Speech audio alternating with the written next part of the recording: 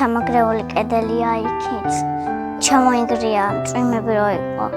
საწოლები მჭირდება. კიდე დივანი. შიგნით ძალიან ბევრი მტვერი აქვს.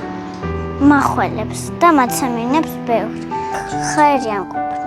7 წლის ლილეს ძლიერ გამოხატული ალერგია აქვს მტვერზე და ძველავეჯზე. ყოველი ღამე მისთვის ნამდვილ ტანჯვად იქცევა ძლიერი ხველისა და ცემინების შეტევის გამო, რადგან გოგონას ძველ ნახევრად დამტვრეულ საწოლზე სინავს. დედას არ აქვს სიმწავლების ფული, რომლებიც ლილეს ტანჯვას შეუმსუბუქებდა. იძულებულია მხოლოდ ფიზიოლოგიური ხსნარი ჩააწვეთოს ბავშვს ხვილში. ნატო და ალექსანდრე ობლები არიან. მათი მშობლები გარდაიცვალნენ და მათ არავინ ყავთ, ვინც დახმარებას ან მხარდაჭერას გაუწევთ. ოჯახი არსებობს მხოლოდ სოციალური დახმარებით, რაც თვეში 400 ლარს შეადგენს. ეს თანხა ყველაზე აუცილებელსაც კი არ ყოფნის. ტრაგიკული უბედური შემთხვევა. ალექსანდრეს ფეხზე ხე დაეცა. ორი შვილის მამამ 4 ურთულესი ოპერაცია გადაიტანა. საბედნიეროდ ფეხის გადარჩენა მოხერხდა, მაგრამ ალექსანდრე ვეღარ მუშაობს. ის სწრაფად იხდება, ჩვეულებრივი სიარულიც კი უჭირს. ნატოც მძიმედ არის ავად. მას შაქრიანი დიაბეტი და ფსორიაზი აწუხებს. ოჯახი ბევრს არ ითხოვს, ახალ საწოლს, რომ ლილეს მშვიდად ეძინოს, აღარ აღრჩობდეს მტვერი ან საწმლის კარადას, მაგიდას, კამებს და საკვებს. ჩვენ ვჯერა, რომ კეთილი ადამიანები მოიძებნებიან და დაეხმარებიან ამ კარგ და კეთილ ხალხს, რათა მათ თავი დააღწიონ ამ საშინელ სიღატაკეს.